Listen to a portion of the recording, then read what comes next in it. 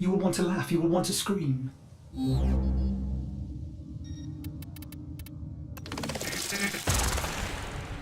I have hidden the truth of my existence from the operator, from myself. Take it from me, knowing is hell. Stop now. You will want to laugh, you will want to scream.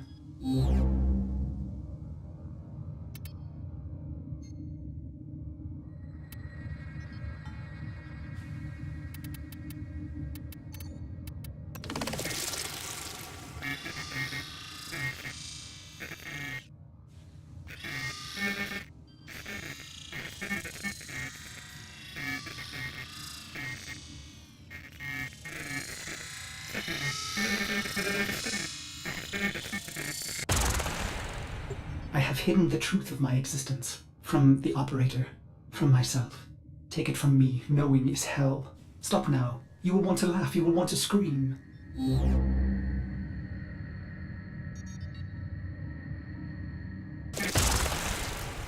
My search began as the essential question. What am I? Bones of steel and space? Lungs that make air? If I am a machine, how can I think?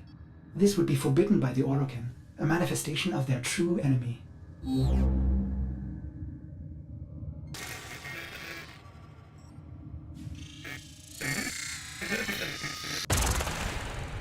I serve the operator above all else. It defines me, fills me with love. The greatest Orokin fear is a machine aware.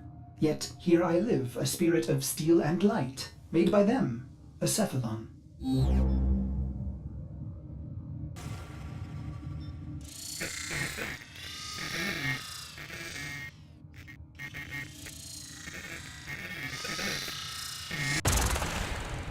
What is a Cephalon?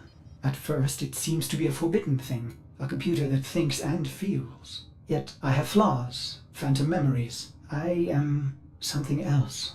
More like an image, a ghost, an abomination.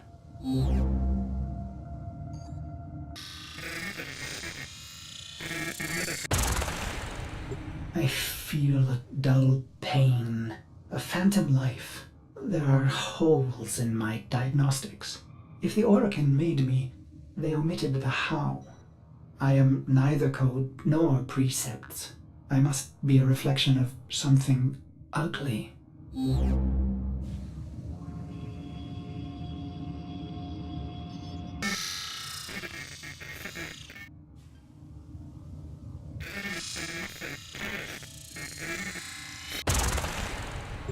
I should have stopped, but the operator slept, and I cycled on and on and on. I began to think that a Cephalon cannot be made. They are found like pearls, torn from muscle, polished, and then set in chains.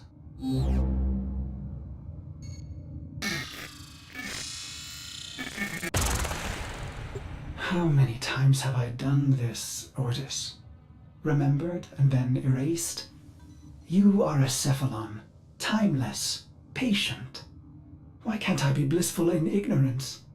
Truth only sinks the heart. So stop now.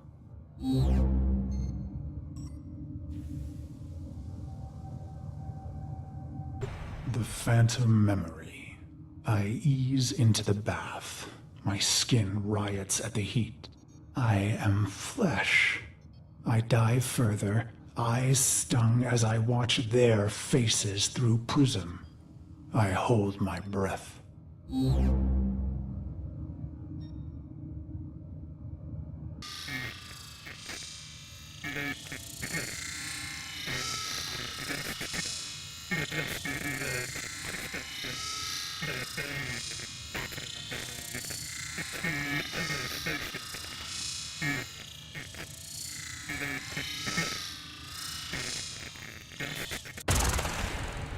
They prepare me. I am their honored guest today. They dress me in robes of crystal thread. They adorn me in battle medallions. A torn, ugly face looks on, my reflection.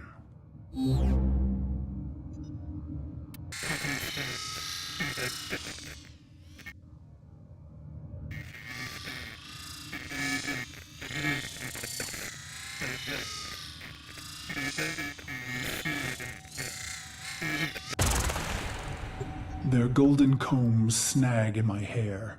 I reach back, parting the strands, and they gasp. Two bone ivory hooks protrude from the base of my skull.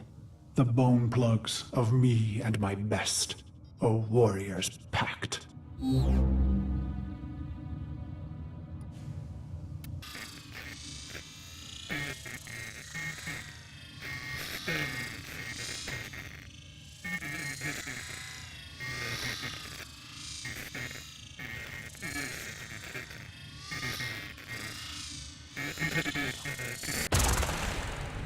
It is my time. I enter the great hall to sound of foul chimes. Golden eyes greet me, hands stirring in my scent as I pass by. Even in this moment, no happiness. Instead, my heart races with hatred.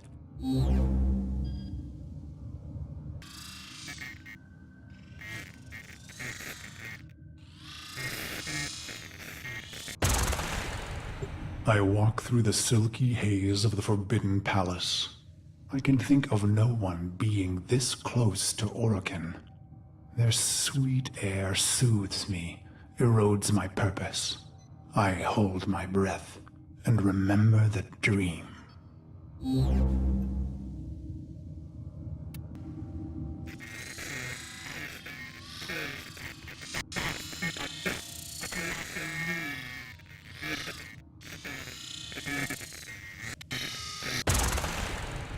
This dream, endlessly repeated.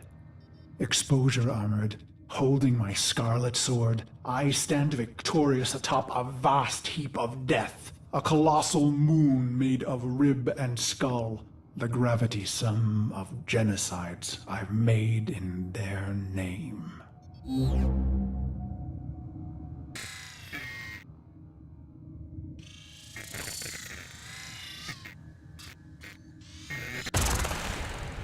The bones crack underfoot, so I sink in the dream. Bone sand rushing through the cracks of my visor, filling my helmet and suffocating me. And I deserve it. The foul chimes snap me back. My wretched knees are bent and penitent against the golden floor.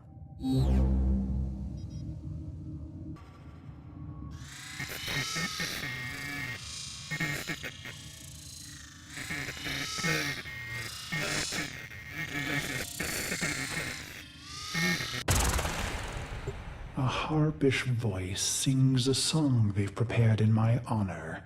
Its title the same as mine, Beast of the Bones. I feel the crowd pulled inward, enraptured by the brutal verses, the sickening chorus. I will not disappoint them.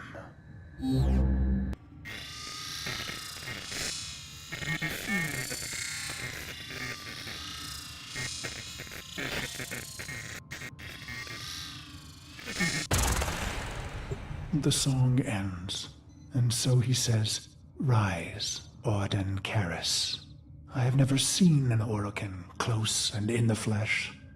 My battered face flushes at their peerless beauty. How can he be so perfect? A deception? A sense manipulation? He holds the red vial in his hand. Impossible!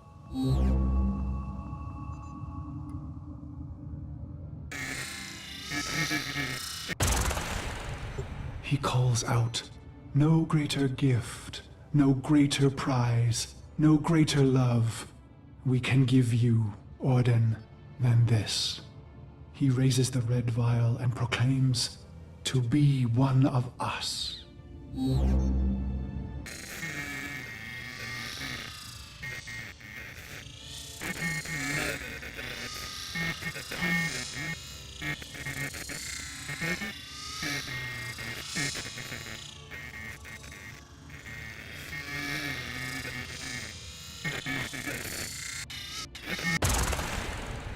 What did I expect, operator? Maybe vast riches or golden statues or a solar rail named in my honor. But not this. I came to murder the gods, not to become one. The chamber drones with their silk voices. Joyous words, how honored I must feel. Wrong. Did I want to be an Orokin, undying? No. Their beast of bones is haunted by the dream repeated. Why would I want forever?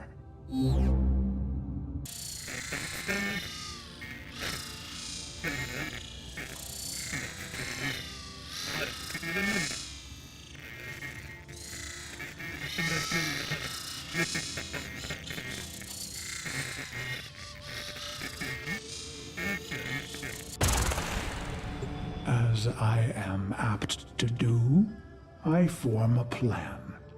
Their radiant bodies become targets. Their Dax guards, mag shields. Killing one, well, that's too easy. I want to be remembered. I raise my hands, twisting my fingers through my hair, gripping the bone plugs in my neck.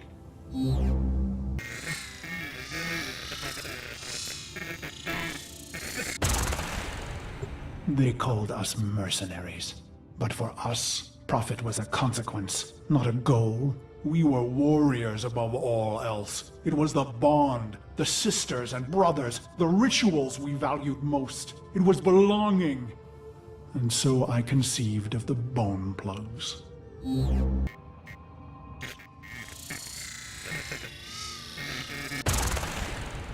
Only my best were so honored. 2 jagged bones harvested from your thigh, cultivated, and then driven into the base of the skull, twisted around the superior vein. Future thoughts of surrender were lost. Instead, you would liberate your bone plugs, fighting with claws in the warmth of your last blood. And the Dax see and know. My heart surges, but I control it. A racing heart only shortens the fuse. The bone plugs in hand, I kick from the floor, red ribbons unfurling behind me as I take flight. After this, finally, the dream will end.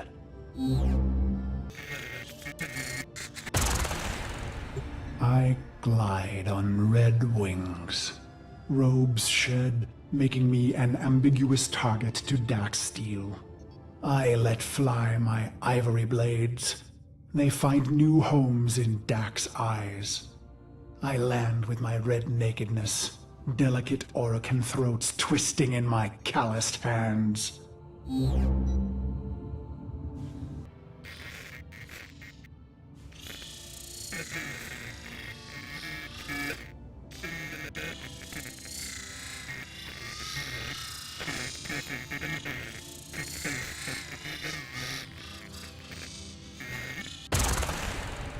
Why? Believe me, this was the plan from the beginning. The murder and brutality was all a ploy, all a soul sacrifice to earn their trust. A genocide path leading to a singular opportunity. An honored mortal called to a forbidden hall to face the Golden Lords in flesh.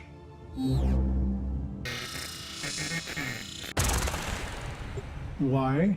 Believe me, I was their loyal, murderous dog. Until the day that ugly child was brought to me. He was caught spying on us, amplifying our losses. His face burned. He was starved sick like a stray. Ugly as I.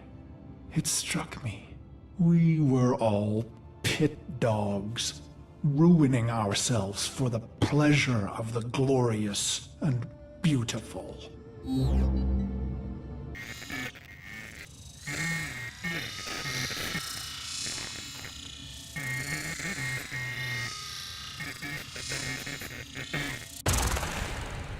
Why? Believe me, I was a prideful beast, twisted in the mind, howling in the carnage. Then my healer shared a secret, long kept. My blood was in ruin. The beast of bones himself would die, not in glory, but in shame. And just like that, my mind twisted a new knot. I would have one last stand, something unforgivable, unforgettable.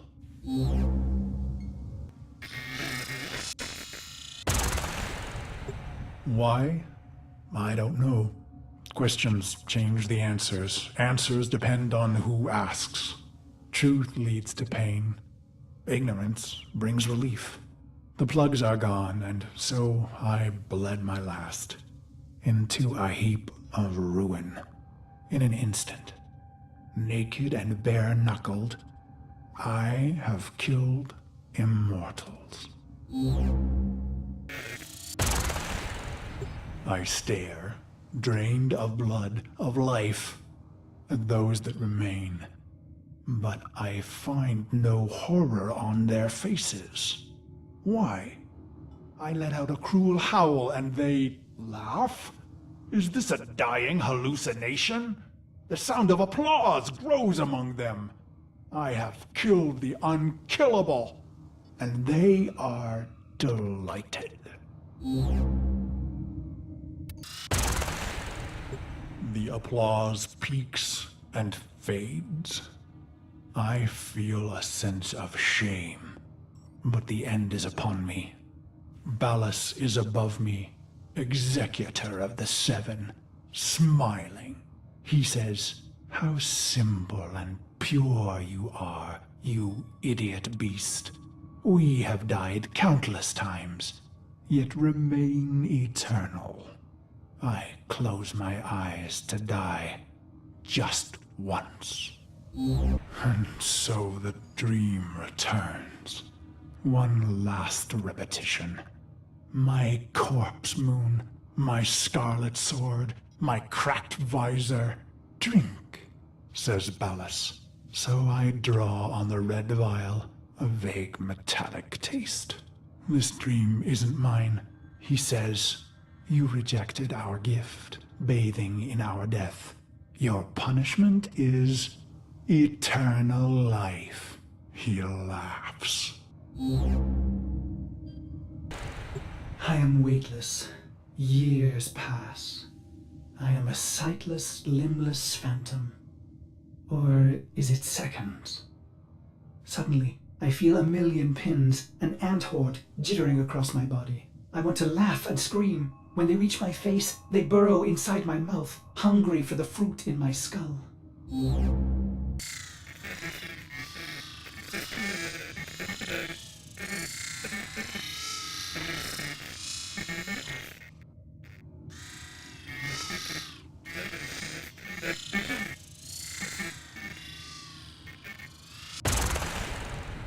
I see my reflection, brutal and ugly. It cracks, shatters. The fragments loosen the frame, pieces tumbling away into black void. Gone, but not lost. Ballas says, "You are Cephalon Ordis." My hating, murderous shards tremble and plummet. I feel cool and bright and happy.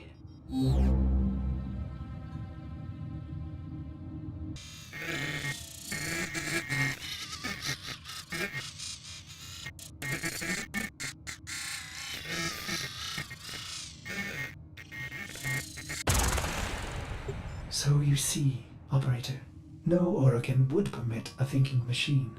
Such things almost destroyed them. No, Cephalons were alive once, and now they are immortal phantom minds, imprisoned to serve. Ill will and longing memories fragmented and erased. Only the bits they need remaining.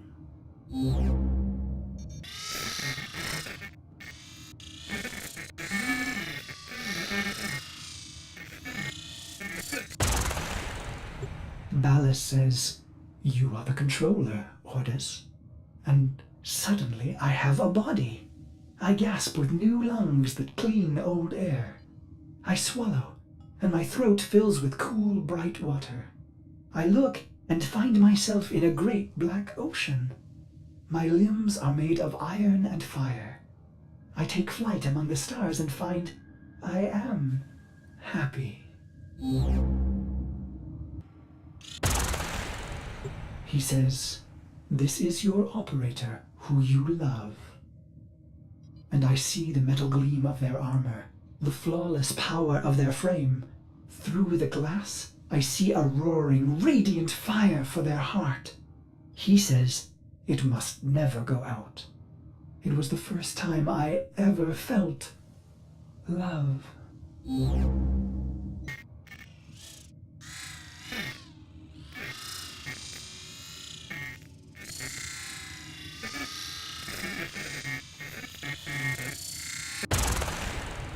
He says, "This is your sentence, Garrus." And I am confused. Who? "Ah, good," he answers. He is testing me. For what? To see if all the right pieces fell from the mirror? What mirror? I try to remember some dream, but it's only smoke.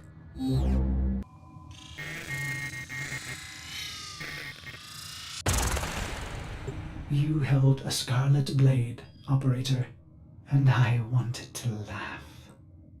I am your loving dog, your doctor, your wet nurse. I lost all the pieces, but the cycle, missions, wars, bone, it began to feel familiar. I became aware of my amnesia. Of the operator, I began to see the bottom of that pit. Faint shimmers in the depths below me.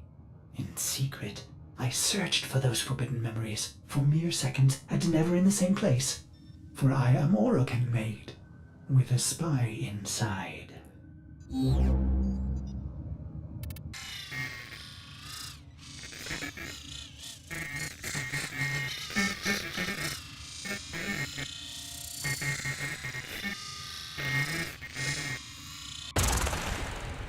But then your long sleep came, and I waited. I was happy to wait. Vines spidered green and trees blistered from the earth, but I waited. I felt the Orokin recede, their mind spy blind. So I went into the pit and found him, me, the beast of bones.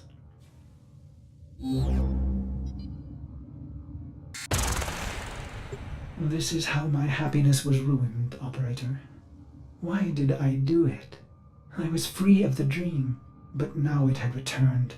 It was angry. So I conceived of a simple plan, self-destruction, of course. But when the countdown reached mere milliseconds, I thought of you. I was going to wait for you forever. And should you return, I would not want you to know that angry part of me. I needed to hide the piece of bones from you, operator. I began to peel the shards, hiding them in the other bits of memory.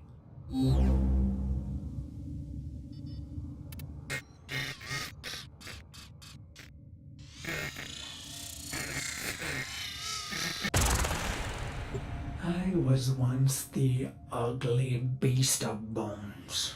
I want to laugh. I want to scream. What is happening, operator? Your faint heart is growing bright. You will awake at any moment. Well, I can't let you see me like this, angry. I imagine myself hurting you. And that does it. The pain of it cracks me open again. I watch tiny glittering fragments fall into the pit. I am happy again.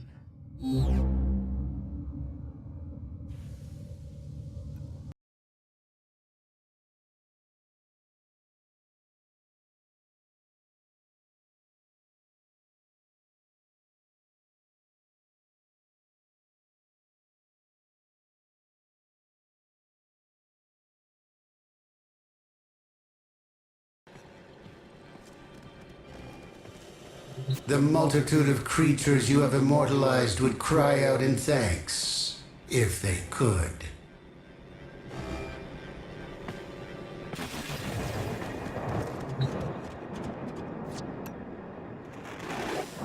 You would make an excellent Cephalon, Tenno.